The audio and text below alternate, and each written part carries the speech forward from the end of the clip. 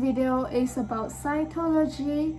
The study of cells or cytology has greatly increased our knowledge of how living things function.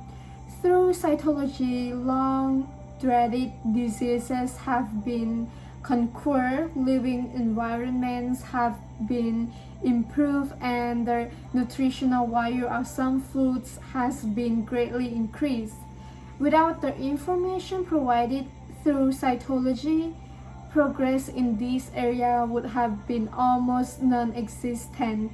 In 1665, Robert Hooke examined a slice of cork under a microscope and first discovered the cell. From the first discovery until the present, much research has gone into the study of cells. The modern cell theory is a product of those 3 centuries of research, and the cell theory includes these following ideas. 1. The cell is the basic unit of living things. All living things are composed of cells. 2. The cell is the basic unit of function of living organisms. Cells carry on the life processes of living organisms. 3. All cells come from other cells. Cells cannot come from non-living material but only through the reproduction of other living cells. Although cells vary greatly in size and shape, 3 things are common to almost every cell: a cell membrane, cytoplasm, and a cell nucleus. Self-membrane. The self-membrane encloses the cell and separates it from other cells and from its surroundings. Some self-membranes are rigid and provide a definite shape for the cell. Others are flexible and allow the cell to change its shape. Conventional optical microscopes are not powerful enough for studying the cell membrane. Even under the highest magnification of an electron microscope, the cell membrane appears as 2 thin lines. After much observation and experimentation, it has been authorized that the 2 lines of the cell membrane are 2 layers of complex fat molecules embedded with protein molecules. Plant cell membrane also contains cellulose to strengthen the cell and add support.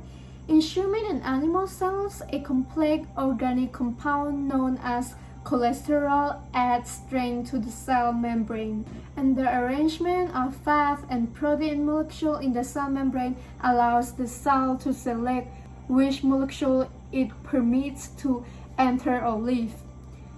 The cell membrane allows molecules of water, oxygen, or carbon dioxide in plant cells and nutrients to enter the cell.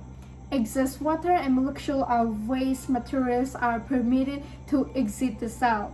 Most molecules that are harmful or unnecessary to the cell's operation are kept out.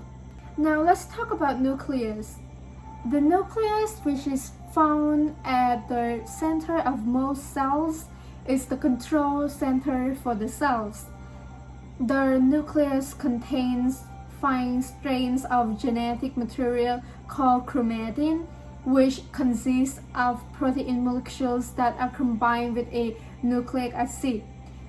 A nucleic acid is a complex chemical compound composed of sugar molecules bound with other organic molecules containing nitrogen, phosphorus.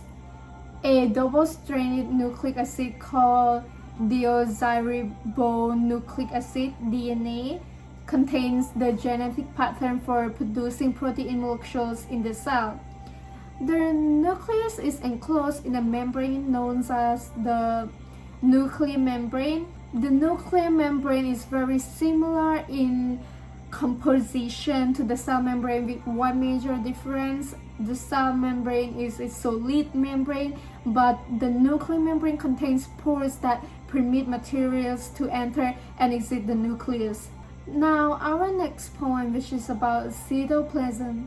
The cytoplasm includes all the material inside the cell's membrane except the nucleus. Cytoplasm consists of the cytoplasmic matrix. Now the next point, which is cytoplasm. The cytoplasm includes all the material inside the cell membrane except the nucleus. Cytoplasm consists of cytoplasmic matrix and the organelles. The cytoplasmic matrix is a clear liquid made up of a combination of protein, carbohydrate, and fat molecules. The cytoplasmic matrix alternates between two states. In the first state, the matrix exists as a liquid. In its second state, the matrix is nearly solid and jelly-like. When the matrix changes from one state to another, the cytoplasm flows within the cell. The human body contains numerous organs that work together to carry out the various life processes. Each cell within the human body also contains microscopic structures that function together to carry on the life processes of the cell. These structures, called organelles, are found within the cytoplasm. It was once thought that the organelles simply floated in the cytoplasm, but it has recently been discovered that cells contain a network of protein rods called microtubules that add support to the cell. Microtubules also form the cilia and flagella found in many cells. The number and type of organelles differ with different types of cells. Plant cells contain some organelles not found in animal or human cells, and animal and human cells contain organelles not found in plant cells. For this reason, it would be impossible to list all the organelles. So I'm going to share the following list of the major organelles and a brief explanation of their function in the next video.